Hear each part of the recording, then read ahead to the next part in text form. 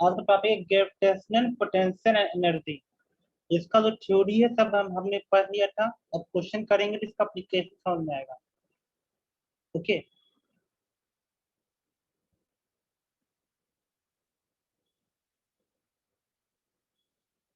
Question number 36 में क्या है हमारे पास? तो different masses are brought from the same height when they just strike on the ground the following are same। और किसी भी दो बॉडी को हम ऊपर से गिराएंगे और ऊपर से जब नीचे आएगा तो दोनों का क्या सेम होगा? Kinetic energy. तो देखो हमारा अगर मास डिफरेंट होगा तो काइनेटिक एनर्जी सेम हो सकता है। हाफ एम बी स्क्वायर होता है काइनेटिक एनर्जी। पोटेंशियल एनर्जी होता है mgh। और लिनियर मोमेंटम क्या होता है? Mass into velocity. तो दोनों का मास बराबर नहीं किया है तो 1 और 2 3 नहीं हो सकता। लेकिन एक्सलेशन जो होगा वो कितना होगा हमारा? एक्सलेशन ड्यू टू ग्रेविटी को बराबर।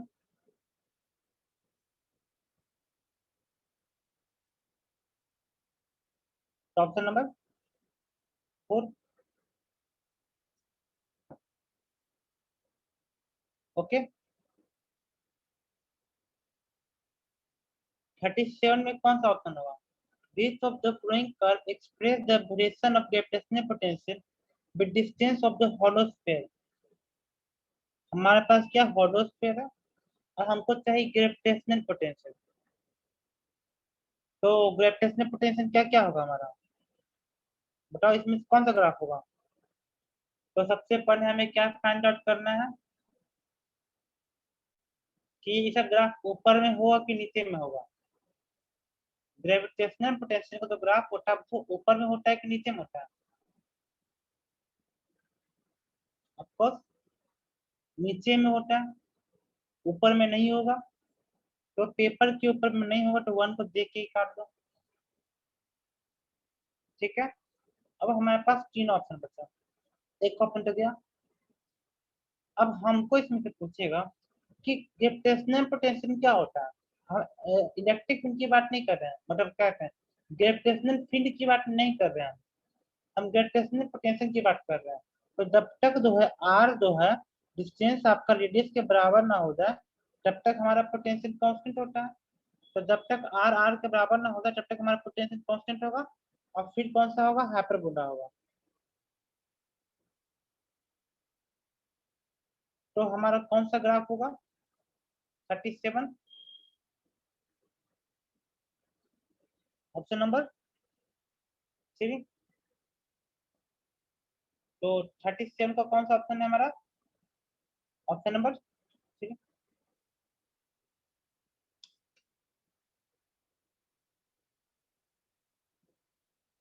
38 में आते हैं। समझ में आ रहा है ना? सारा क्वेश्चन खुद से बनाई होंगे, सारा थ्योरी मैंने बताई है। Gravitational potential difference between the surface of a planet and the point situated at a height of 20 meters above the surface is 2 joule per kg. If gravitational field is uniform, then work done in taking the 5 kg body up to a height of 4 meters above the surface. Okay?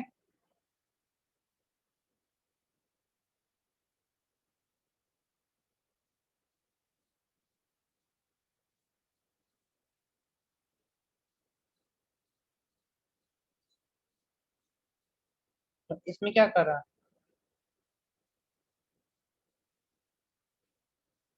कि ये हमारा कोई planet है। अब planet के ऊपर में है कोई भी, ठीक है। और इसमें क्या कर रहा है कि इससे 20 मीटर ऊपर है।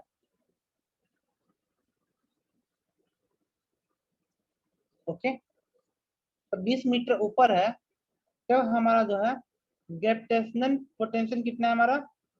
2 जूल पर केजी। ओके, हमारा ग्रेविटेशनल पोटेंशियल कितना हुआ? 2 जूल पर केजी है। अब हम इसको क्या किया,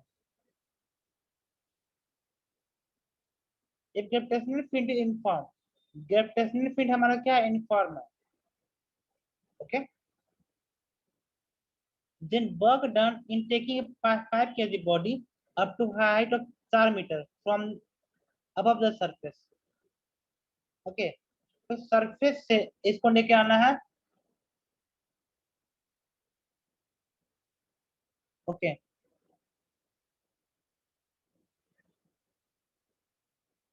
सरफेस पे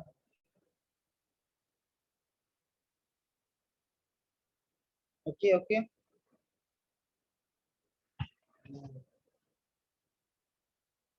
तो इसका मान कितना होगा?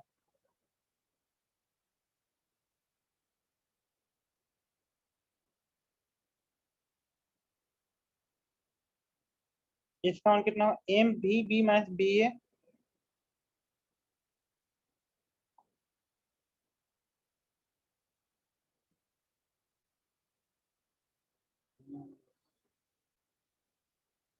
तो देखो जीएम, देखो GM by R minus GM by R plus H, इसका मान कितना दिया हुआ हमारा? 2 दूर पर के जी। ओके, तो ग्रेविटेशनल पोटेंशियल सरफेस से और 20 मीटर ऊपर में हमारा 2 दिया हुआ है, तो इसका मान हमको पता करना है कितना होगा। तो यहाँ पे एच का मान कितना पुट करेंगे? 20, तो हमारा मान कितना आएगा? जीएम को कांस्टेंट करो, जीएम को बाहर करो, और 1/r minus R plus 5 is equal to 2। Okay, तो हमारा मान कितना आएगा इसमें? 5 divide by R into R plus 5 is equal to 2, और जीएम हमारा कांस्टेंट है। ओके, यहाँ से हमारा इतना मान आ गया। अब कह रहा है कि 5 मीटर ऊपर, कह रहा है कि किससे कितना मीटर ऊपर है? सरफेस से 4 मीटर ऊपर है सरफेस से, तो हमारा मान कितना होगा? ओके, तो सरफेस से जब तक 4 मीटर ऊपर होगा तो हमारा मान कितना होगा? GM by R minus GM by R plus 4, इसका मान पूछ रहे कितना होगा। ओके, अगर हमको इसका मान पता है,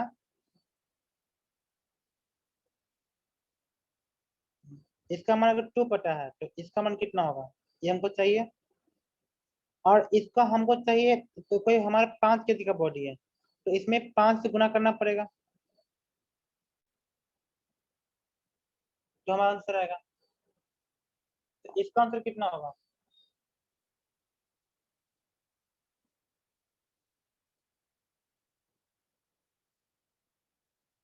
देखो,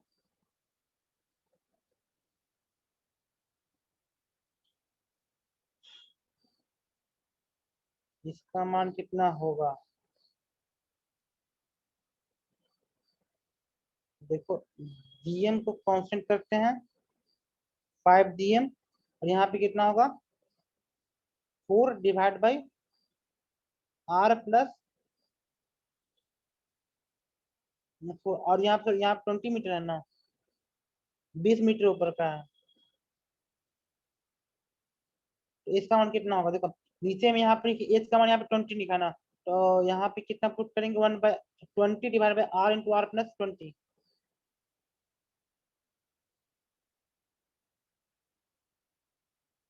ये सॉल्व हो सकता है, इसको सॉल्व करिए कितना आएगा?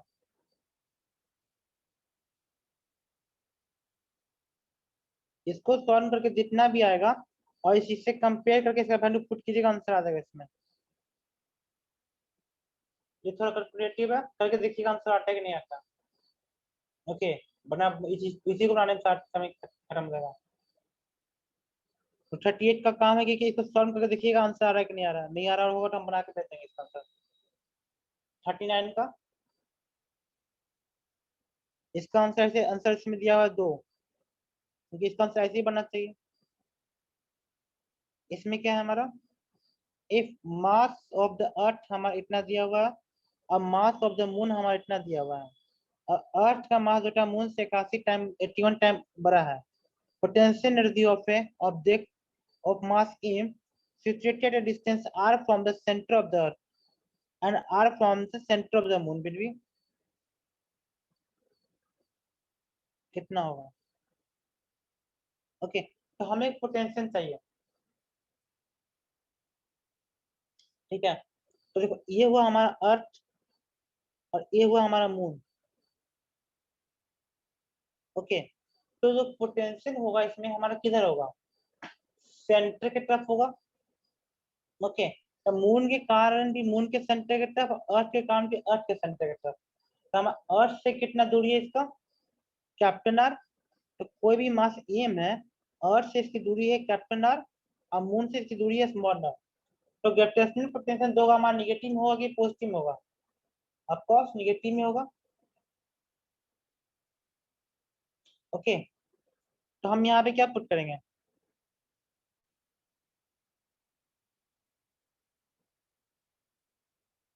तो हमारा अर्थ के कारण किधर हुआ, इधर निगेटिव, इसका इधर निगेटिव। तो इसका कितना पुट करेंगे, minus mass of the earth divide by capital R plus, अब देखो अगर मून की तरफ होगा तो कितना होगा हमारा, mass of the moon divide by small are.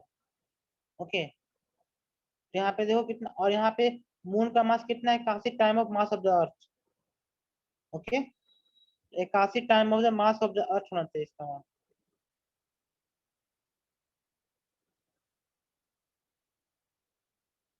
नहीं होगा इसका कितना, इसका मान पुट करो 81 टाइम, इसका मान कितना होगा, निगेटिव में आएगा हमारा। तो देखो इसमें कौन सा ऑप्शन सही लग रहा है आपका, माइनस मास ऑफ द अर्थ नहीं है, मास ऑफ द मून है यहाँ पे, मास of the moon 81 time of the mass of the अर्थ, हाँ सही है।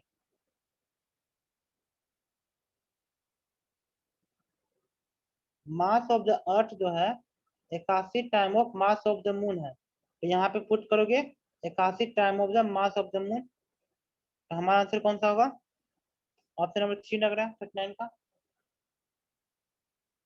39 का ऑप्शन नंबर 3 होगा। देखो ये भी हो सकता है, यहाँ पे एक चीज चेक कर लेना, क्योंकि अर्थ अर्थ का मास नहीं 81 टाइम है मून से ज्यादा, मास ऑफ द अर्थ की जगह अपने पुट करेंगे 81 time of the mass of the moon. Okay, अगर हमको अर्थ के फॉर्म में लिखना होगा तो, अगर हमको अर्थ के फॉर्म में लिखना होगा तो क्या करेंगे, अगर हमको अर्थ के फॉर्म में लिखना होगा तो हम मास ऑफ द मून का मान पुट करेंगे, mass of the earth divide by 81 time, तो mass of the earth divide by 81 time, तो mass of the earth divide by 81 time, 81 उसमें नीचे हो जाएगा, समझे। तो हमारा मान हो जाएगा G M mass of the earth और 1/81 आर और प्लस 1/कैपिटल आर। ऐसा कोई ऑप्शन है, नहीं है, कि हमारा मून के फॉर्म में आंसर देना है, तो इसका दोनों फॉर्म में आंसर हो सकता है, अर्थ के फॉर्म में भी और मास के और मून के फॉर्म में भी। 40 में, gravitational potential energy is maximum है, ग्रेविटेशनल पोटेंशियल एनर्जी मैक्सिमम कब होता है,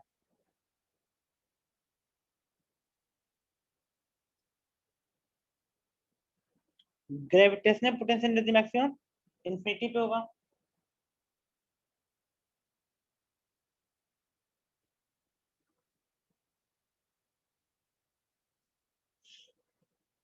क्योंकि तो देखो ग्रेविटेशनल पोटेंशियल एनर्जी कितना होगा, इसका मान ग्रेविटेशनल पोटेंशियल कितना होगा, G minus G M M minus G M by R, ये होता है हमारा ग्रेविटेशनल पोटेंशियल। तो देखो आर का मान जितना ज्यादा उतना ज्यादा इसका वैल्यू कम। ओके, आर का मान जितना ज्यादा उतना ही ज्यादा हमारा जी एम बाई आर का वैल्यू कम, और जितना कम निगेटिव, तो -1 is greater than the -2। Okay, तो निगेटिव में वैल्यू जितना कम होता है उसका जो मान जो होता है उतना ही ज्यादा होता है। ओके, तो नंबर निगेटिव में नंबर जितना छोटा उतना ही बड़ा। 41 में क्या हमारा, a missile is launched with velocity less than the escape velocity। Okay, escape velocity से कम में हम जो किसी भी मिसाइल को लॉन्च किए, तो sum of its kinetic energy and potential energy is, तो काइनेटिक एनर्जी और पोटेंशियल एनर्जी का सम कितना होगा हमारा,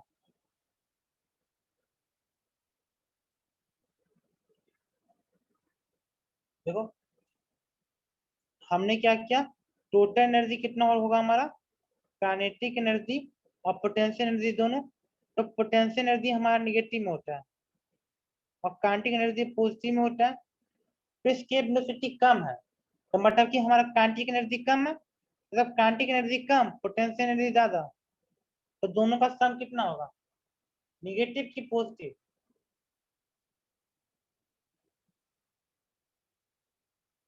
निगेटिव होगा 42। A body attains a height equal to the radius of the earth. A body जो होता है इक्वल मतलब अर्थ के रेडियस के बराबर का हाइट को ये गेन कर लिया when projected from the earth surface, the velocity of the body with which it projected is. Okay, तो कितना वेलोसिटी से ये प्रोजेक्ट किया गया है। ओके, तो कितना वेलोसिटी से प्रोजेक्ट किया गया, यहाँ पे क्या करेंगे हम, टीएमई को, टीएमई समझते हैं ना, टोटल मैकेनिकल एनर्जी हमारा कांस्टेंट होगा, शुरू का बाद का वर्क पावर एनर्जी आप पर है ना कशिश, तो इस बार में वर्क पावर एनर्जी पढ़ाया हुआ है ना, तब उसमें ए तो बताया हुआ है टोटल मैकेनिकल एनर्जी को कंजर्व करेंगे, तो पढ़ाया है वहाँ, एप्लीकेशन आपको हर जगह आएगा, जितना कहीं भी पढ़िएगा फिजिक्स में, तो वर्क पावर एनर्जी का जो हमारा जो कंसेप्ट है कि टोटल मैकेनिकल एनर्जी को शुरू का बाद का दोनों को कंजर्व करना है। ओके, तो शुरू का काइनेटिक एनर्जी और पोटेंशियल एनर्जी, शुरू का और काइनेटिक एनर्जी और पोटेंशियल एनर्जी बाद का, दोनों को हम बराबर करेंगे। तो शुरू का काइनेटिक एनर्जी को मानते हैं हाफ एम यू स्क्वायर, और जो हमारा पोटेंशियल एनर्जी होगा वो कितना होगा हमारा, -GMM/r, क्योंकि ये हमारा कहाँ पे सरफेस की बात है, तो अर्थ का सरफेस पे इतना आया। अब बात करते हैं जब ये हाइट 2r को अटेंड कर दिया, ओके, पहले r पे था और एक r ऊपर चला गया, तो वहां पे जाके हमारा काइनेटिक एनर्जी 0 हो जाएगा, क्योंकि मैक्सिमम हाइट अटेंड करने के बाद इसकी वेलोसिटी 0 काइनेटिक एनर्जी की, तो उसका हमारे पास पोटेंशियल एनर्जी बचेगा, तो कितना होगा, -GMM/2r, तो जो हमारा मान आएगा वो कितना होगा हमारा, half mu square is equal to GMM/r 2r, तो हमारा u का मान कितना होगा, √GM/r। तो देखो इसमें से कौन सा ऑप्शन होगा आपके लिए, 42 का कौन सा ऑप्शन है,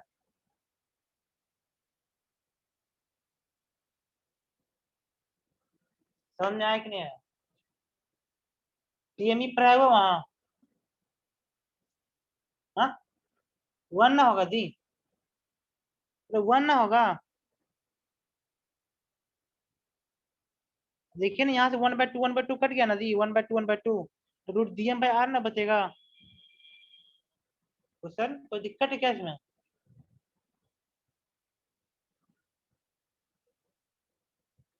समझ में आया कि नहीं आया।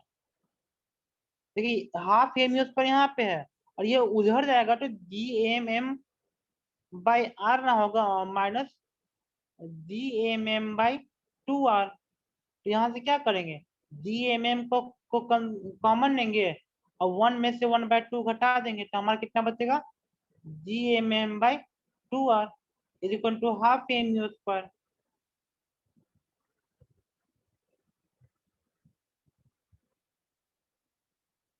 तो EMM कट गया तो हमारा कितना बचेगा, 2 से 2 भी कटेगा, तो यू का मान बचेगा √GM/r।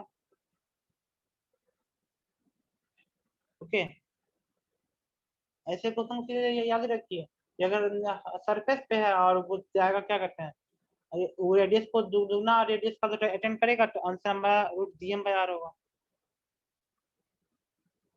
क्वेश्चन समझ में आया कि नहीं आया?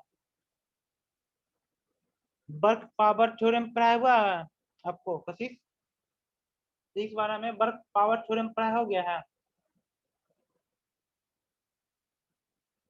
Gravitational potential energy of a body at a distance r from the center of the earth is you the force at which the point is। Okay, तो फोर्स का मान कितना होगा?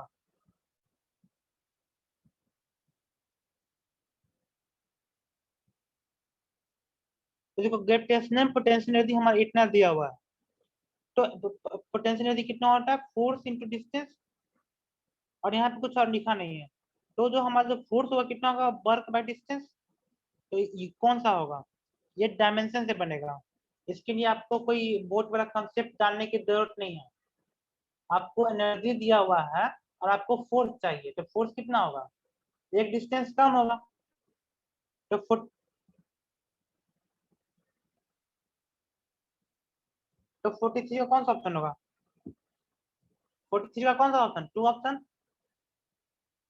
ओके, तो इसके बारे में उतना पता हो उतना पता हो। नॉर्मली पता कि एनर्जी जो होता है फोर्स इंटू डिस्टेंस होता है, तो फोर्स कितना होगा? एनर्जी बाय डिस्टेंस होगा, क्योंकि ऑप्शन का शॉर्ट यही पूछ रहा है।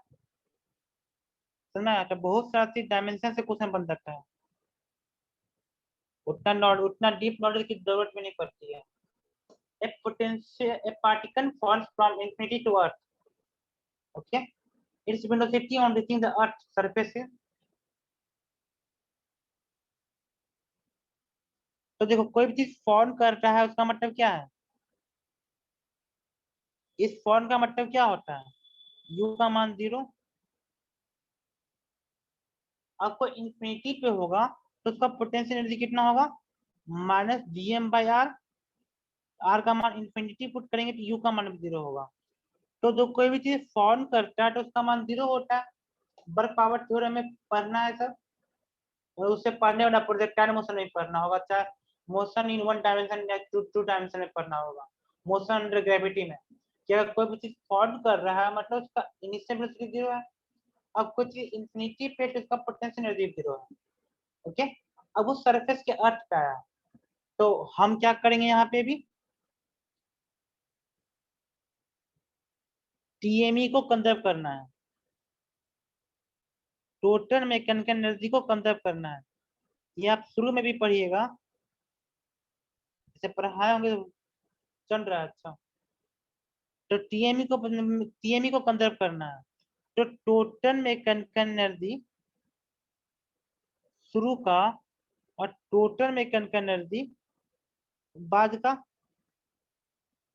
दोनों का हमने कंजर्व कर लिया।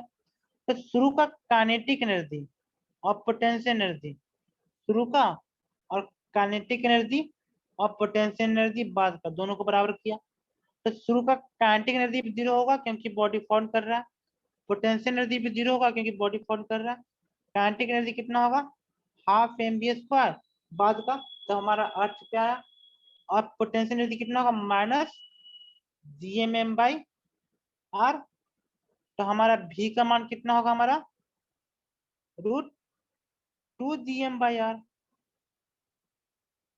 तो इसका कौन सा ऑप्शन है? वो √2gm/r। ओके, और आपको पता है gm is equal to g/2। ये आपको पता है कि नहीं पता है? gm is equal to g/2। Option number 4 put कीजिएगा, ऑप्शन नंबर 4 आएगा आपका। ओके, समझ रहे हैं?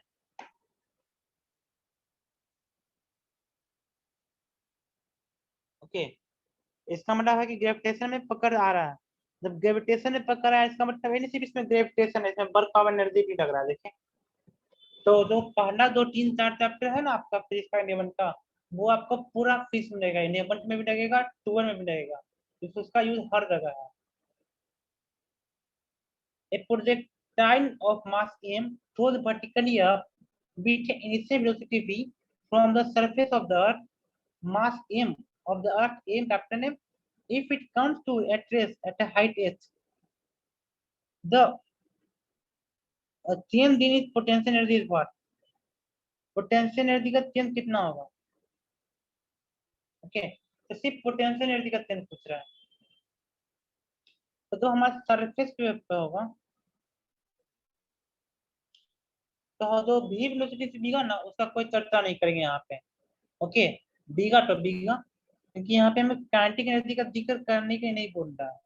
तो शुरू का जो होगा पोटेंशियल एनर्जी होगा माइनस जीएम बाई आर, अब बाकी कितना होगा हमारा minus GM divide by R plus H, और दोनों को घटा दो, दोनों को घटाओगे तो हमारे क्या करेंगे यहाँ पे माइनस जीएम को बाहर लेके आएंगे, और हम क्या करेंगे 1 बाई आर प्लस एच को घटाएंगे किससे 1 बाई आर से, तो आपका मान कितना आएगा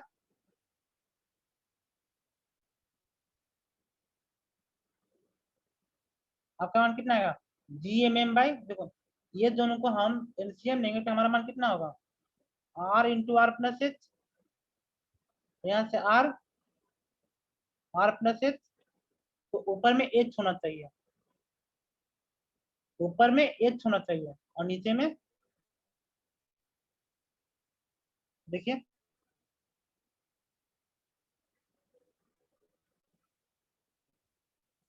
आप लोग देखिए कितने इंटेलिजेंट हो गए।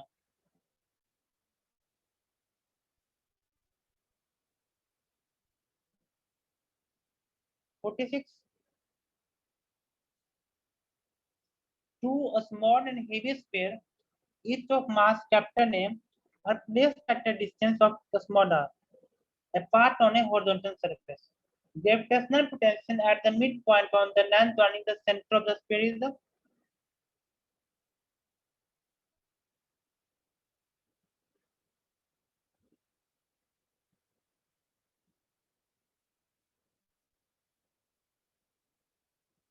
ओके, तो सेंटर पे हमारा ग्रेविटेशनल पोटेंशियल कितना होगा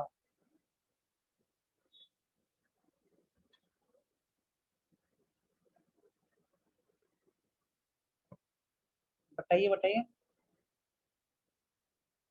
दो गो स्फीयर है, इसका मिड पॉइंट में ग्रेविटेशनल पोटेंशियल कितना होगा?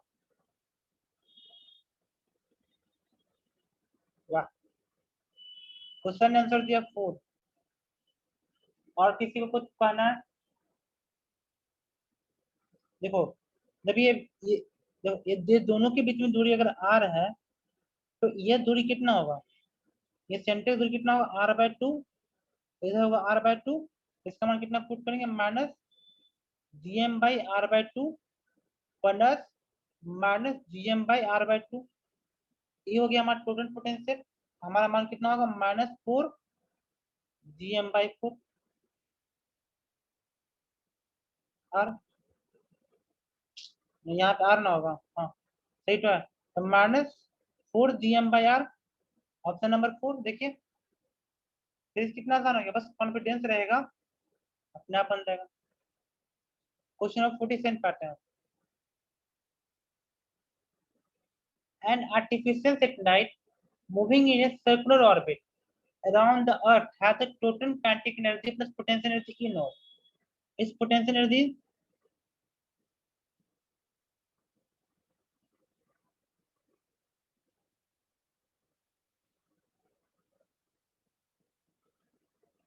देखो काइनेटिक एनर्जी और पोटेंशियल एनर्जी दोनों का मान, दोनों का सम दिया ई नॉट दिया हुआ है पॉजिटिव में। ओके, तो इसका बटा पोटेंशियल एनर्जी का मान कितना होगा?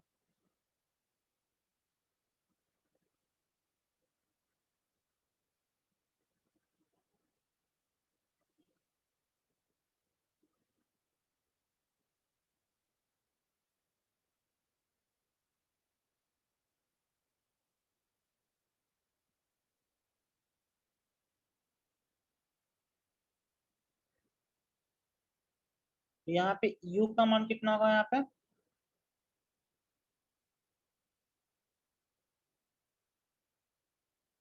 यू का मान कितना होता है हमारा √GM/r। ओके, तो हमारा काइनेटिक एनर्जी कितना होगा यहाँ पे, Gmm/r, ये हुआ हमारा काइनेटिक एनर्जी। और हमको चाहिए पोटेंशियल एनर्जी, और टोटल एनर्जी हमारा कितना होता है,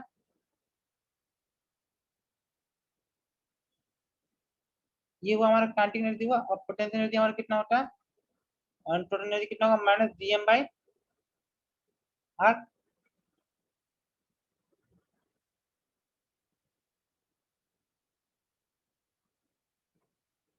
टोटल एनर्जी होता है -Gm/r। ओके, और ये हुआ हमारा काइनेटिक एनर्जी हुआ Gmm/r। तो पोटेंशियल एनर्जी कितना होगा हमारा, -2 Gmm/r। ओके, तो पोटेंशियल एनर्जी कितना होगा हमारा, -2 Gmm/r। ओके, तो -Gmm/r जो है हमारा ई नोड है, -Gmm/r जो है हमारा कितना ई नोड है, तो -2 Gmm/r कितना होगा हमारा, 2 ई नोड। तो इसका कौन सा ऑप्शन होगा, ऑप्शन नंबर 4। समझ आया कि नहीं आया। देखो हमारा ऑर्बिटल वेलोसिटी कितना होता है, √Gm/r। तो ऑर्बिट में घूम रहा है, तो काइनेटिक एनर्जी वो ½ mu पर। तो यू का मान कितना पुट करेंगे, √Gm/r। तो हमारा मान कितना हो जाएगा, +Gmm/r। तो +Gmm/r हो गया हमारा काइनेटिक एनर्जी, और plus potential energy is equal to, और टोटल एनर्जी होता है हमारा -Gmm/r। ये हमको याद रखना है। ओके, तो टोटल एनर्जी होता है -Gmm/r। तो हमारे यहाँ से पोटेंशियल एनर्जी आ जाएगा, दोनों को कंपेयर करेंगे, हमारा 2 इन हो जाएगा। जहाँ तक कोई दिक्कत। Question number 48, a particle of a small mass m is moving in a horizontal circle of radius r under the centripetal force equal to the a by r square, where a is the constant. Total energy of the particle is, particle का total energy कितना होगा,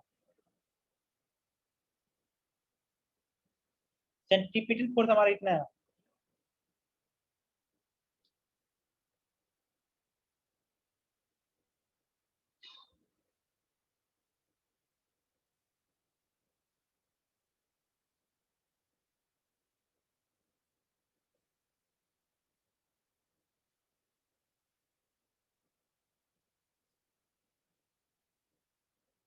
तो इसका मान कितना होगा, work done is equal to होता है F.dr। तो हमारा जो फोर्स का मान कितना होगा, du/dr। ये ना होगा सिंपल भाषा में, अगर वर्क डन इक्वल टू होता है F.dr, तो ये इसका मान कितना होगा, du/dr। अब इसको हम करेंगे a/r² को आप डिफरेंशिएट करो, a/r² को डिफरेंशिएट करो, कितना होगा, 1/r² का डिफरेंशिएशन होता है -1/r।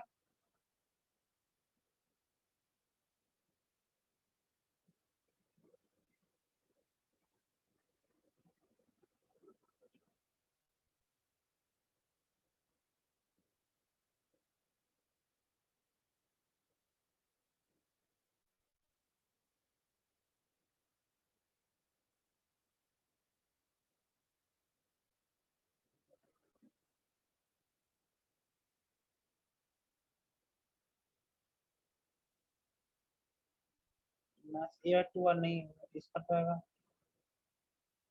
नहीं,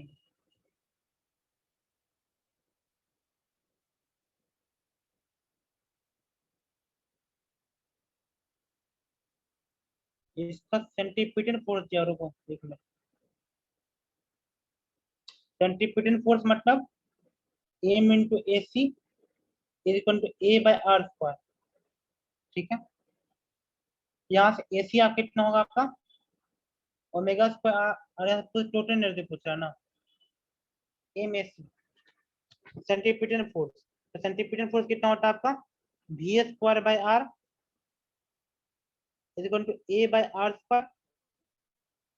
ये एम सेंटीपिटल फोर्स होता है v²/r, a/r²। r से r, वो एक r कैंसिल। तो आपका यहाँ पे इसका मान कितना होगा, इसका मान आपका हो जाएगा, v का मान होगा √a/r। Root A by are हो गया आपका कितना, वेलोसिटी। अब इसमें क्या पूछ रहा है कि टोटल एनर्जी कितना होगा। ओके, तो इसमें क्या होगा, टोटल एनर्जी में काइनेटिक एनर्जी या potential energy.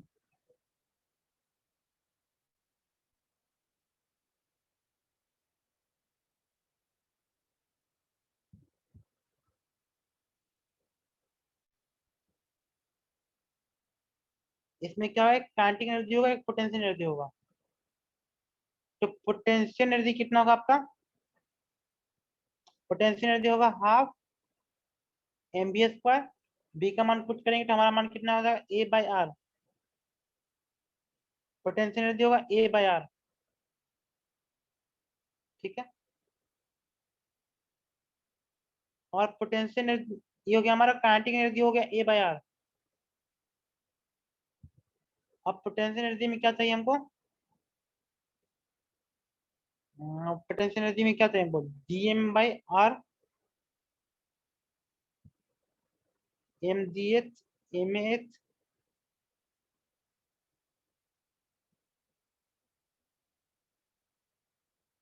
Okay, potential energy कितना होता है, पोटेंशियल एनर्जी करते हैं तो फोर्स इंटू डिस्टेंस। इसमें पोटेंशियल एनर्जी कितना होगा, अगर इसको हम इसका एक्सप्रेशन निकालते हैं, ठीक है। अगर हमारा वेलोसिटी है रूट ए बाई आर, और इसको हम निकालते हैं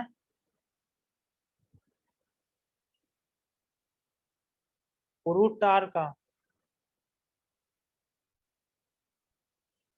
नहीं बनेगा अभी,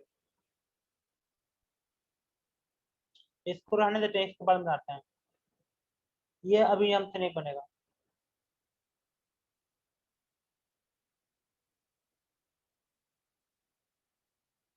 दिमाग पे काम नहीं कर रहा अभी, खुद से बनाने की कोशिश कीजिएगा, बनता है नहीं बनता, नहीं बनता तो हम देखेंगे। ओके, तो जहाँ तक पढ़ा थे ग्रेविटेशन का, हम ग्रेविटेशन का हमारा हो चुका है। इसके बाद क्या करना है,